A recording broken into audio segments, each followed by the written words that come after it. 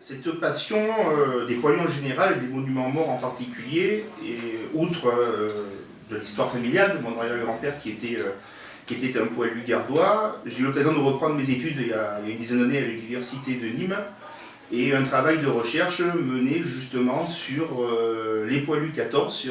On devait choisir un monument aux morts pour faire une étude, parce qu'on arrivait, c'était en 2011 de mémoire, et on arrivait sur les festivités du centenaire de la Grande Guerre. Donc j'ai choisi le monument de Brouzé-les-Alès, qui est un fief familial. Et de là, je me suis vraiment passionné pour ces monuments, qui sont des monuments à part entière dans les villages. Il s'agit d'Henri Barbus. Sa famille a vécu du côté d'Andus, lui-même étant né dans la région parisienne.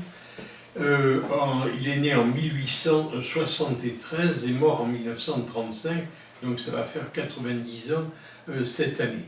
Et il est le plus célèbre de tous les écrivains au départ, pendant la guerre de 14, puisqu'il publie en 1916 un roman témoignage qui s'appelle Le Feu et qui obtient la même année de publication le prix Goncourt en décembre 1916. Le premier étant notamment l'entretien des tombes des carrés militaires qui se trouvent un peu partout en France. On en a à Nîmes, on en a à Kessar, on en a un peu partout.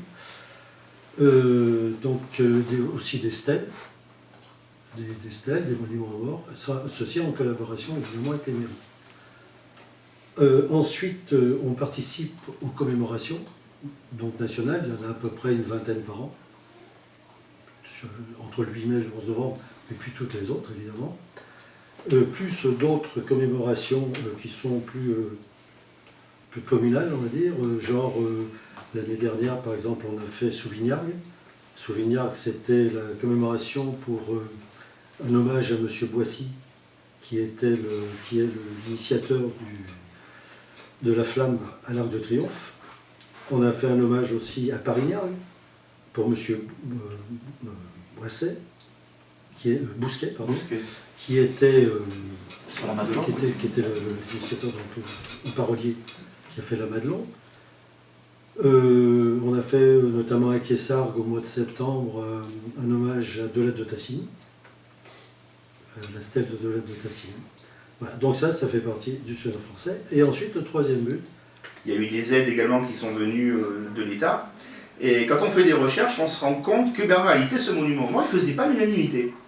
Comme surtout celui de Nîmes. Dans les villages, l'unanimité était quand même, c'est rare de voir des oppositions dans les conseils municipaux, mais à Nîmes, il y a eu pas mal d'oppositions. Il y a eu un petit peu, notamment entre élus municipaux et élus départementaux.